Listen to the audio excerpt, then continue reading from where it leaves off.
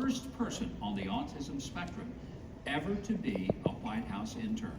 He's also the founder of the Xavier DeGroat Autism Foundation. It is an honor to welcome back to our show one of our HUCKABEE heroes from before, Xavier DeGroat. Xavier, good to have you back. Thank you for having me. Before we were talking about the prospects of you going to the White House and working as an intern, it actually happened. What was that experience like? It was very much an astonishment to help make me more confidential towards myself and become my own leader and network more heavily with the world around to make awareness for autism increase, because it's sort of a major institution that is worldwide known. Well, I think that's probably an understatement. The White House is pretty well known everywhere, and you've worked there now. Some people would say, well, can people with autism handle the kind of jobs that one would have in the White House? I think you've proven to them, yes, you can. Absolutely. Anybody on the spectrum has the ability to do anything they put their minds to, like anyone else, as long as they're given the opportunity by a mentor or by a leader in this world that has faith and confidence that person has the strength to do make a difference for the world.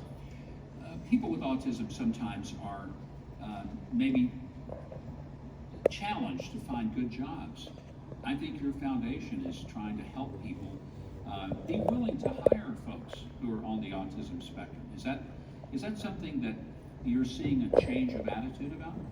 Yes, I am. Every day I see more companies grow bigger and bigger with diversity inclusively, hiring those with autism, like Walgreens, Ford Motor Company, and several other institutions. And I sort of would like to see more, though, generosity towards those with autism by having neurodiversity rather than just race and gender, because there is too much of a conflict of interest when it comes to hiring those with autism, because they don't know right away that they have autism when they look at them.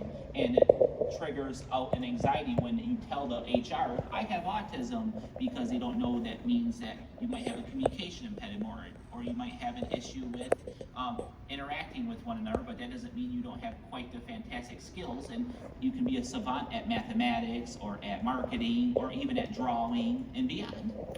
There is a popular television series on called The Good Doctor, and it depicts a very young surgeon.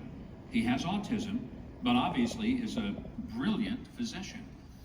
Do shows like that kind of help people understand that folks with autism may have certain social challenges in terms of interaction, but it doesn't mean they don't have incredible, almost extraordinary intelligence and capacity?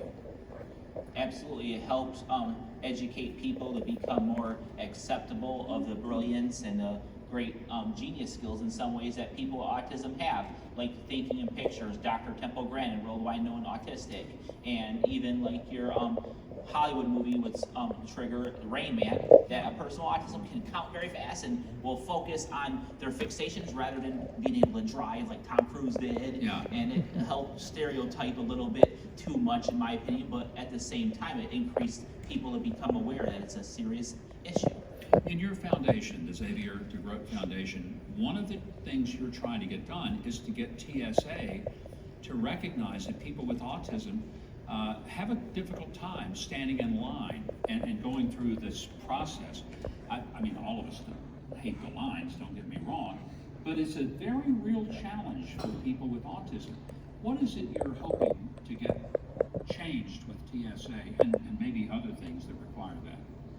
We need to see that security officers are being alerted right away when a person with autism is in line, in case they have communication impediments, or they may have a lack of understanding of the handle the crowd that is allowed to be there at the moment with the heavy lines. And they might say, Dad, let's hurry up and leave, or they might not communicate properly. They might just walk off and like try to cut in line. And the security officer may take that as a threat to the security that exists there, and it leads to a heavy alert that they may have to call higher up police and tell them that that person has a tantrum, is misbehaving, and a lot of people find that to be frightening. But autism isn't frightening to me. It's just you got to be mindful enough to understand when they get screened out in the security that they may have sensory to their clothes, and their clothes may be helping their nervous system be less stimulating towards them when they are being around so many people, or the heavy light brightness may trigger extra anxiety in them to have non-coping skills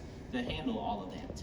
There was a young man, he was 4 years old, he's autistic, and he was recently thrown off an airplane along with his father because he wouldn't wear a mask, and it was triggering in him an extraordinary response, and the airline was not sympathetic. That's a real problem for children with autism, isn't it?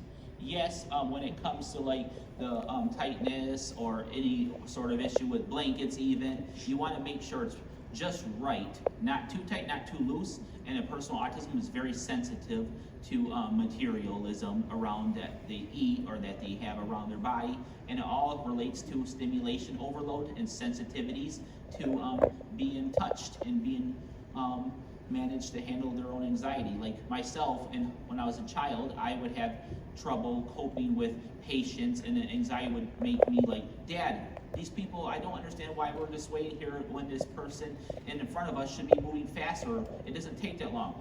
It's part of understanding other people's issues when they may have a misused driver's license, or they may have an ID that can trigger other concerns, and it doesn't allow the person with autism to understand that.